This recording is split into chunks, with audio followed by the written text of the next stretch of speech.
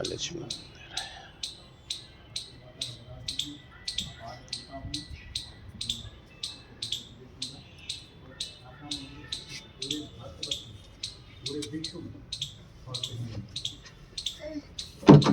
जहाँ पर एक स्थान पर 33 करोड़ देवता विराजमान किसके रूप में? शालिग्राम के रूप में, ठाकुर जी के रूप में, नारायण शिला के रूप में। जो आपने अंदर देखे ना डॉट के रूप में, वो क्या है? शालिग्राम, ठाकुर नारायण शिला विष्णु भगवान जी का स्वरूप कहा जाता है।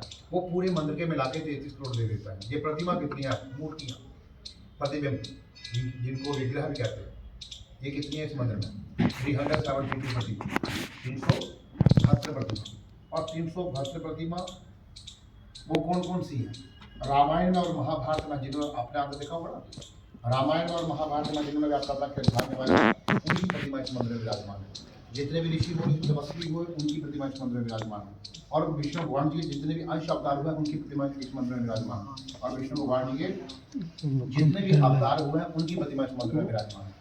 ऐसी कोई भी प्रतिमा इस मंदिर में विराजमान ना हो। हर एक प्रतिमा इस मंदिर में विराजमान है। जो प्रतिमा स्वरूप में नहीं है, वो पिंडी स्वरूप है। चारों तरफ के मिला के वो सामने पड़े ना जो शालिग्राम देख रहे हैं, ये ओपन पड़ी हो। इनको जब हमें स्नान करवाना हो हम इनको तश्ते में डालते हैं, फिर इनको स्नान करवाते हैं, क्योंकि ये हम उठा चुके हैं इनको। जो अंदर आपने देखिए वो जड़े हुए हैं, उनकी गणना हुई है, उनकी कोटी हुई है। जो अंदर देखिए उनको हम पानी सींचते हैं, पानी सींचते हाथ से, उनको हम उठा के नहीं कर सकते क्योंकि जड़े हुए ना, इसलिए नहीं कर सकते। और इनमें और उनमें वो जो दूसरे हैं, ऐसा लगता है कि वो सीमेंट के बने हुए हैं, है ना? क्योंकि वो 200, ये मंदिर कितना प्राचीन है? 200 साल से अधिक प्राचीन, 200 ईयर्स ओल्ड। इतना प्राचीन मंदिर, और 200 साल से इनको जब पानी वो छिड़काव करते हैं तो इसकी वजह से वो ऐसा हो गया। नहीं तो है जितने भी लगे हुए हैं सब श्याम स्वरूप की ब्लैक वाले, हाँ यही है।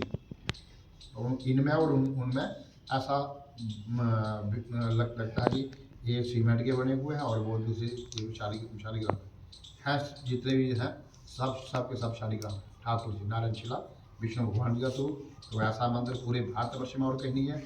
इसलिए आप लोग दर्शन करो। ओम नमो भगवते वासुदेवाय इस मंदिर का उच्चारण करते चलो। जो दर्शन शब्द है, जो दर्शन शब्द है ना, दर्शन शब्द की परिभाषा क्या है?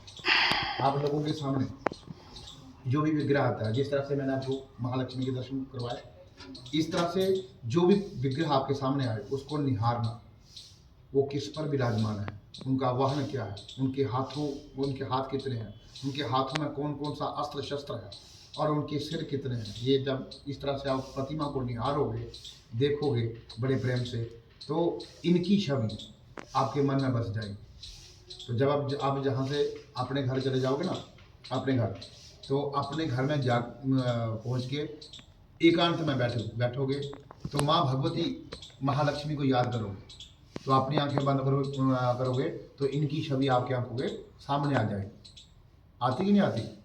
इसी को दर्शन कहते हैं, इसी को दर्शन कहते हैं जो आप लोग करने आए थे। इस तरह से दर्शन करो कि उनकी छवि आपके मन में बस जाए। मोबाइल में घुसाने की जरूरत नहीं है।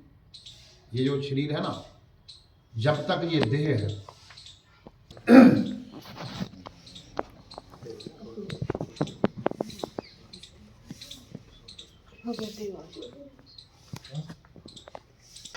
ये किसके साथ जुड़ा हुआ है?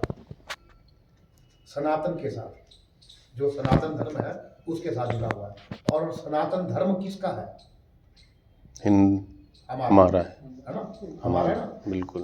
तो जो हमारा धर्म है उसको जानना, उसको पहचानना, वो क्या है, कितने देवी देवता है, कब कब कौन कौन सा अवतार हुआ, ये हमें तथ्य जो है वो पता होना चाहिए। क्योंकि हम उनके साथ जुड़े हैं, वो हमारे साथ जुड़ा है, वो हमारा है। फिर जब हमारा है तो फिर उसको परिवर्तन करने की जरूरत नहीं पड़ती।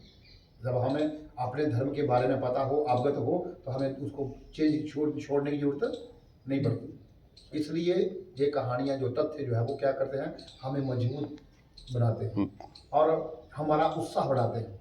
जब कोई कहानी हो गई, उस फलाने व्यक्ति ने ऐसा किया था तो वो वहाँ पर पहुँच गया, कहाँ? प्रभु के चरणों में। तो यार वो पहुँच सकता है तो हम क्यों नहीं पहुँच सकते?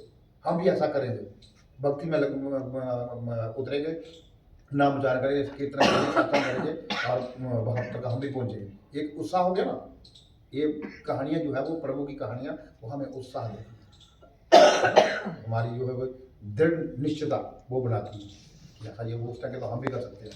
वो भी दो पैरों वाला है, हम भी दो पैरों वाले हैं, उसमें ये है तो हम भी है, तो प्रभु किसके हैं? तो खाली मेरे थोड़ी हैं, सबके हैं। जब ऐसी भावना आ जाए तो सभी लग जाते हैं उनके चरणों में जाने के लिए, है ना। तो इसलिए उसको पहचाना, जब उसको पहचानोगे नहीं, जिस तरह से मैं हूँ, मेरे पूर्वज इस बात को नहीं जानते, मैं नहीं जानता, मेरे जो आने वाली पीढ़ी है वो नहीं जानती। 3 पीढ़ियाँ हो गई, है ना। 3 पीढ़ियाँ होगी ना, चौथी पीढ़ी को जो ऊपर से थोड़ी आएगा बताने के लिए। मुझे पता है, मैं बताऊंगा आपको, आप दूसरे को बताओगे, तीसरे को बताओगे। इससे क्या होगा, जो हमारा सनातन धर्म है वो मजबूत होगा, निरंतर वो चलता रहेगा। समझाइए। इसलिए बताते हैं कहानियाँ जो है वो, इसलिए हमें वो दृढ़ निश्चयता देती है, बात समझा नहीं। बिल्कुल सही। जय माता, जय माता दी। कोई बात हो, कोई क्वेश्चन हो तो वो कर सकते हैं, मन में कोई बात हो। नहीं, कोई ऐसा नहीं है, बस इतना आपका मिल गया। जय माता दी। जय माता।